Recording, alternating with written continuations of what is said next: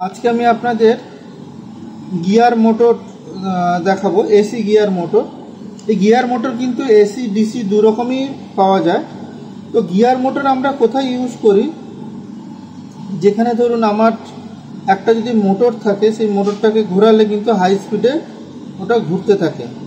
কিন্তু আমরা যদি সেইটা থেকে যদি লো স্পিডের মানে কম স্পিডের এবং শক্তিশালী কিছু আউটপুট পেতে চাই, তাহলে কিন্তু আমাকে গিয়ার মোটর ইউজ করতে হবে। ব্যাটারি যে ড্রিল আছে বা স্ক্রুড্রাইভার আছে, সেগুলো কিন্তু এইসব গিয়ার মোটর ভেতরে ইউজ করা হয়ে থাকে। তারপরে আপনাদের যে ব্যাটারির যে ঘড়িগুলো থাকে, সেটাও কিন্তু একটা গিয়ার মোটর। আমরা কিন্তু খেয়াল করি না হয়তো, কিন্তু সেটাও কিন্তু একটা গিয়ার মোটর। ভেতরে কিন্তু গিয়ার সিস্টেম, হুইল সব কানেক্ট করা থাকে। তো এখানে একটা গিয়ার মোটর খারাপ আছে, এই গিয়ার মোটরটা খারাপ আছে, আর এটা হচ্ছে ভালো। আপনাদের ফার্স্টে আমি এই গিয়ার মোটরটা দেখাবো কতটা। এখানে যেমন 5 থেকে 6 RPM এর রোটেশন স্পিড, কিন্তু ভেতরে যে ম্যাগনেটটা আছে আমি খুলে দেখিয়ে দেবো, সেটা কিন্তু অনেক স্পিডে ঘুরবে। সেটা থেকে হুইলের মাধ্যমে স্পিডটাকে বা এই রোটেশনটাকে কম করিয়ে এটা দেওয়া হচ্ছে, আর এটার কিন্তু ক্ষমতা অনেক বেশি থাকে।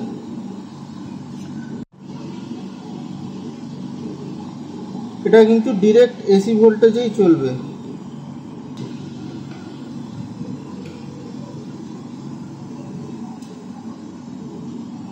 এটা কিন্তু ভেতরে ঘুরছে এবং এর উপরটা কিন্তু আস্তে আস্তে ঘুরছে। এটা কিন্তু খুব শক্তিশালী, এটাকে ধরে রাখা যাবে না এরকম। কিন্তু দেখুন, এটা প্রচণ্ড শক্তিশালী। এটা গিয়ার সিস্টেম করা আছে তো, প্রচুর শক্তিশালী। দেখুন,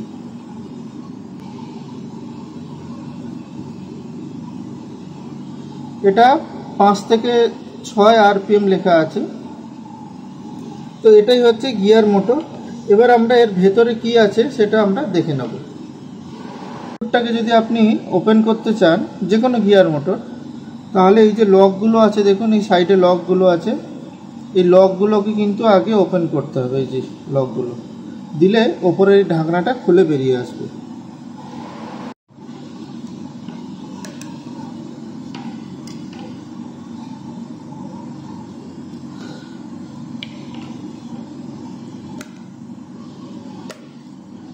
লকগুলো খোলার পরে আপনি এই উপরের ঢাকনাটাকে আস্তে আস্তে করে তুলতে পারবেন।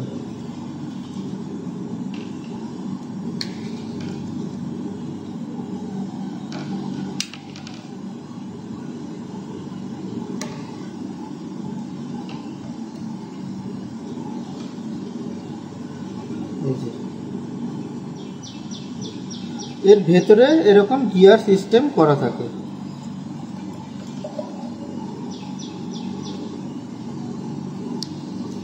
তাতে কি হয়, এইখানে যে মাঝখানে যে পয়েন্টটা আছে, এটা হচ্ছে ম্যাগনেট। এটা খুব স্পিডে ঘুরতে থাকে, সেটা থেকে এটা এই চাকাটা ঘোরে, এতে আর একটু কম স্পিডে ঘোরে। সেখান থেকে এই চাকাটা ঘোরে, সেটা আর একটু কম স্পিডে। এখান থেকে এই চাকাটা ঘুরছে আরও কম স্পিডে, সেখান থেকে এই চাকাটা আরও কম স্পিডে, আর এটা আরও কম স্পিডে। এইভাবে গিয়ার সিস্টেম করা থাকে। আপনারা ঘড়ির ভেতরেও দেখবেন এরকম হুইল দিয়ে কিন্তু মিনিটের কাঁটা, সেকেন্ডের কাঁটা, ঘন্টার কাঁটা সেইভাবে কানেক্ট করা থাকে। তো এইখানে এটা খারাপ হয়েছে আমরা বুঝবো কি করে? ফার্স্টে এটা এই যে তার দুটো যেগুলো আছে, এই দুটো তার, এটা কিন্তু একটা কয়েল কানেক্ট করা আছে। সেই কয়েলটায় ম্যাগনেটিক ফিল্ড তৈরি হচ্ছে, আর ভেতরে ম্যাগনেটটাকে রোটেট করছে। এবার আমরা এটার কয়েলটা টেস্ট করব। এটা রেজিস্ট্যান্সটা অনেক বেশি মনে হচ্ছে, তাও আমি হলুদটা টেস্ট করে দেখি যে কন্টিনিউটিতে কোনো কিছু রেসপন্স আসছে নাকি। দেখুন, এটাতে কোনো কিছু রেসপন্স আসছে না। তো আমি এখানে রেজিস্ট্যান্সের মানটা বাড়াচ্ছি। এটা হচ্ছে 10K রেজিস্ট্যান্স আছে। তো এবার এই কয়েলটা এবার মেপে দেখি। এটা দেখুন কোনো কিন্তু রেজিস্ট্যান্স নেই, তার মানে এখানকার কিন্তু কয়েলটা কেটে গেছে। তো এবার আমরা এই মোটরের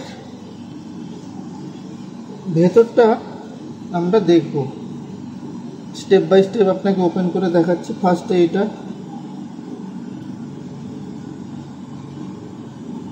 তারপরে একদম উপরে আছে এইটা,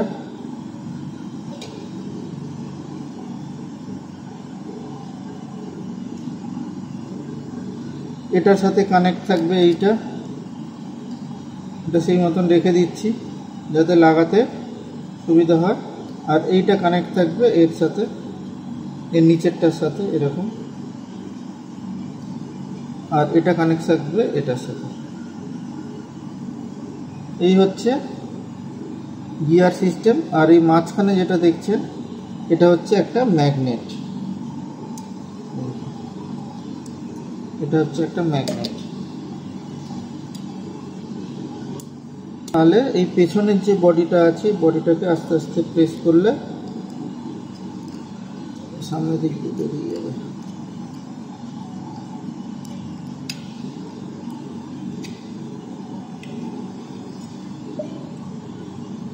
এই দেখুন এখানে এই যে বার্ন হয়ে গেছে, পুড়ে গেছে, এই যে লাইটটা জ্বালাই দিলে বুঝতে পারবেন। এই দেখুন, দেখেছেন তারটা পুড়ে গেছে, পুরো এখানে টুকরো টুকরো হয়ে গেছে। এই দেখুন,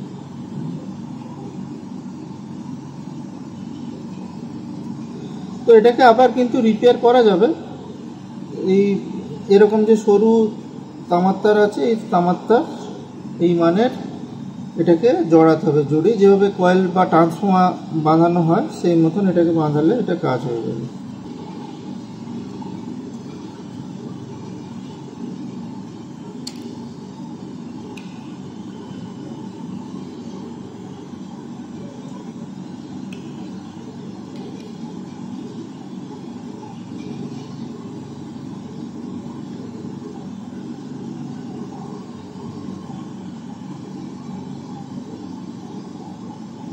এবার আমাকে দেখে দেখে এটা কানেক্ট করতে হবে।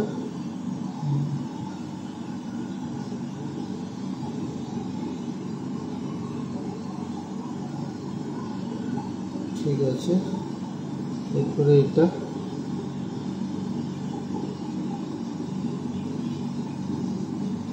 ঠিক আছে না, এটা উপরে থাকবে, তাহলে এটা আগে এখানে দিতে হবে।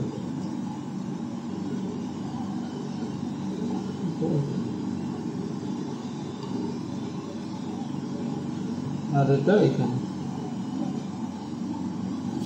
হয়ে গেল। এবার এই ঢাকনাটা দিয়ে দেবো।